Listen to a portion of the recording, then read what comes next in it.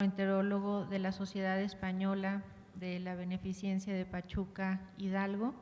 Nos hablará acerca de temas muy interesantes como es el hígado graso, la esteatopatitis no alcohólica y la esteatopatitis alcohólica. Gracias, doctor Bernal. Gracias, doctora Castro. Muy buenos días. Agradezco la invitación a la mesa directiva y al comité organizador de esta edición de ECOS 2015. Los temas que se me asignaron, como ven ustedes, son hígado graso, esteatohepatitis no alcohólica y hepatitis alcohólica. En cada congreso y en cada reunión científica, los trabajos de estos temas son muchísimos, como lo dijo la doctora Castro. Hígado graso es un tema que está muy vigente y va a la alza. De ahí entonces que el número de trabajos que se presentan son muchos y es un tanto difícil hacer una selección sin dejar de lado algunos muy interesantes. He tenido que hacer eso y con un enfoque, pues tratando de que sea la información práctica y que nos pueda ser de utilidad a todos en la consulta del día a día. Hice una selección desde el punto de vista de la epidemiología, la fisiopatología, el diagnóstico y el tratamiento del hígado graso y la esteatohepatitis no alcohólica. En relación a hepatitis alcohólica les presentaré solamente un par de trabajos que me parece que son interesantes. Cuando hablamos de hígado graso no alcohólico, sin duda alguna viene a nuestra mente estos componentes del síndrome metabólico que son muy frecuentes, si no uno, dos o a veces todos los componentes del síndrome metabólico acompañan a estos pacientes, particularmente la obesidad. Pero esto aparentemente no ocurre en todos los países y así lo demuestra este trabajo realizado en Japón, donde la intención de ellos era hacer un seguimiento en 3 diferentes cortes en el año 1992, 2002 y 2012, en personas que fueron sometidas a un check-up y como ven ustedes los números son significativos, 4,000, 6,400 y 4,634 pacientes. Lo que ellos querían inicialmente era evaluar cuál era el comportamiento de sobrepeso y la obesidad y su prevalencia, las variaciones de prevalencia que podrían ocurrir con el hígado graso. Observaron de manera interesante que el sobrepeso y la obesidad en hombres iba a la alza, pero no ocurría así en las mujeres. Y al igual que en el resto del mundo, el hígado graso no alcohólico aumentó tanto en hombres como en mujeres. Lo que a mí me llamó mucho la atención de este trabajo es que aparentemente la prevalencia de sujetos con hígado graso no alcohólico con un índice de masa corporal menor al 25%, que ven ustedes en estas barras en amarillo, si bien se mantuvo estable en el sexo masculino, en las mujeres parecía ser que aumentaba. Esto es, se observa un aumento en el sobrepeso y la obesidad en hombres y también encontraron ellos un aumento de casos de hígado graso tanto en hombres como en mujeres. Pero lo que llamó mi atención fue este porcentaje de índice de masa corporal menor de 25, es mayor al que se reporta prácticamente en el resto del mundo. En cuanto a también este trabajo hecho en Turquía, donde se comparan pacientes todos con hígado graso no alcohólico y se dividen aquellos que tienen sobrepeso y obesidad y se compara con aquellos que tenían un peso normal. Como ven ustedes, hay algunas diferencias interesantes. Los pacientes que tienen hígado graso no alcohólico y que además tienen un peso normal son un poco más jóvenes, evidentemente, por razones obvias, su circunferencia de cintura y el índice de masa corporal son menores y la prevalencia de síndrome metabólico es mucho menor comparada con aquellos que ya tienen sobrepeso y obesidad. Un hecho relevante que llamó la atención de estos autores fue que las cifras de hemoglobina eran en promedio menores en aquellos pacientes con sobrepeso y obesidad y esto lo lograron correlacionar con la fibrosis, de tal manera que ellos, entre otras cosas, en sus conclusiones proponen que la hemoglobina baja podría ser un predictor independiente de fibrosis avanzada. Así entonces, bueno, hay diferencias significativas entre aquellos pacientes que tienen hígado graso no alcohólico con peso normal y los que tienen sobrepeso u obesidad. Desde hace mucho tiempo se ha propuesto que algunos de los casos de la llamada cirrosis criptogénica o bien incluso hepatocarcinoma de origen criptogénico podrían ser en realidad casos de hígado graso no alcohólico. Y esto se refuerza esta hipótesis con este interesante trabajo en el cual se hace una evaluación de 11 parámetros y se comparan pacientes con hepatocarcinoma celular de origen criptogénico, hepatocarcinoma celular de origen por esteatohepatitis no alcohólica y aquellos cuyo origen era el virus C de la hepatitis. En estas columnas ustedes ven el comparativo de la criptogénica contra hepatitis no alcohólica, esteatohepatitis no alcohólica, perdón, y en esta columna la criptogénica contra los de etiología viral. Les destaco a ustedes en rojo las semejanzas que fueron más constantes desde el punto de vista demográfico, cuando se comparaban pacientes de origen criptogénico con los de origen metabólico, había semejanzas tanto en la edad, en el género y en la raza, no así con los de origen viral. Otra similitud entre el origen criptogénico y la esteatohepatitis no alcohólica fue en relación a la prevalencia de hipertensión arterial. En general, los componentes del síndrome metabólico fueron siempre más frecuentes en los pacientes de origen criptogénico que en aquellos de etiología viral y casi siempre muy semejantes a lo que se observaba en la esteatohepatitis no alcohólica. De ahí entonces que se refuerza esta hipótesis de que una proporción importante de casos de hepatocarcinoma celular y de cirrosis, por supuesto, de origen criptogénico, pueden ser casos de esteatohepatitis no alcohólica que en realidad no fueron diagnosticados. Es un trabajo muy curioso, por decirlo menos, y que, bueno, fue motivo de discusión en el seno del Club Calafia, porque realmente se animó a algunos, pero vamos a tratar de detallar con ustedes algunos de estos datos. No es el primer reporte que hace este grupo en relación a una observación que ellos hacen en pacientes que son sometidos a check-up y en el cual ellos correlacionan aparentemente un mejor pronóstico del hígado graso no alcohólico en pacientes que consumen alcohol. En este último reporte ellos incluyen 4.349 sujetos, la mayoría de ellos hombres. Se investiga esteatosis solamente por ultrasonido y en la medición basal encontraron 40.6% de esteatosis en hombres y 14% en mujeres. 2 años después hacen otra evaluación a este mismo grupo y encuentran ellos un incremento de 14% de esteatosis en hombres y 7.3% en mujeres. El consumo de alcohol en hombres fue de 73% y en el 35% de las mujeres también fue positivo. Se observó en hombres una relación inversa entre el consumo de alcohol y el desarrollo de esteatosis. Lamentablemente este hallazgo no fue corroborado en mujeres y me permití traerles las tablas originales del trabajo por si es que alguien tenía alguna duda.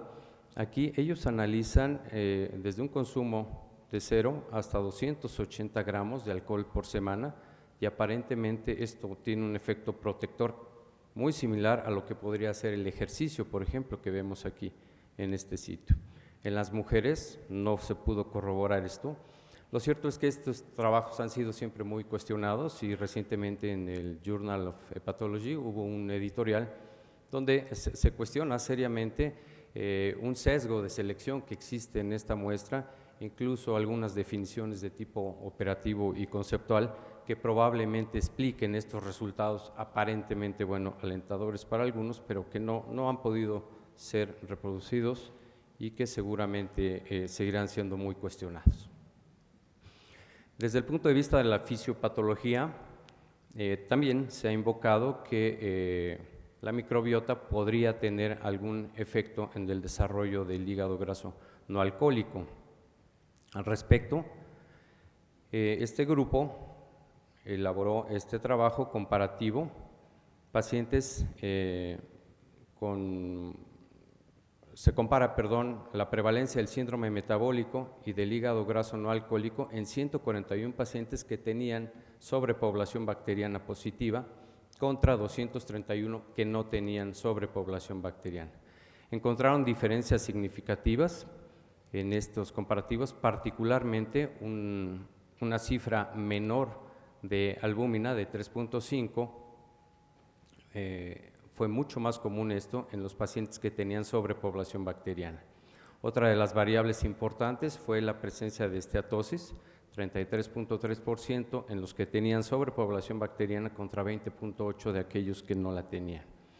Igualmente, diabetes mellitus, hipertensión arterial y el síndrome metabólico y sus componentes en términos generales son mucho más frecuentes en pacientes que tienen sobrepoblación bacteriana que en aquellos que no la tienen. En un análisis multivariado se consideró que este hecho, la sobrepoblación bacteriana, puede ser un factor de riesgo independiente para síndrome metabólico, pero también para hígado graso no alcohólico. Les presento este trabajo que es muy básico, solamente con la intención de hacer un preámbulo a lo que vamos a comentar más adelante respecto del tratamiento. El FXR es un receptor nuclear que participa en el metabolismo de los lípidos, de los carbohidratos, pero que también tiene alguna participación en la respuesta inflamatoria. Los agonistas de este receptor se sabe, de acuerdo a algunos resultados de algunos ensayos clínicos, que pueden tener un efecto en contra del desarrollo de la steatohepatitis no alcohólica. El objetivo de estos autores fue evaluar la respuesta en un cultivo de hepatocitos a una exposición a ácidos grasos libres y a un agonista sintético de este receptor.